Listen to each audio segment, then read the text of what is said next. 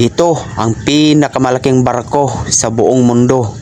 At ito rin ang tinatawag nila na Iconic of the Seas. At alam mo ba na ang barkong Iconic of the Seas ay 5 beses na mas malaki kaysa sikat noon ng barko na Titanic. At dito sa loob ng barko ay tsak na mag-i-enjoy ka. Meron kasi itong 17 swimming pool at saka isang shopping mall.